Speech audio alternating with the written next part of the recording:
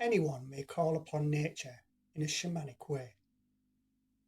The secret is to open your heart and then pause in silence after each invocation.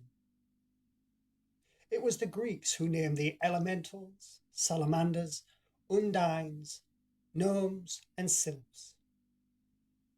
Call upon these energies of the earth one by one. Then just meditate in silence after each direction. To invoke them, you can use this invocation by repeating it after me. I call upon the higher vibrational energies of fire, the winds of the east, and the salamanders of the light. I call upon the higher vibrational energies of water, the winds of the south, and the undine of the light.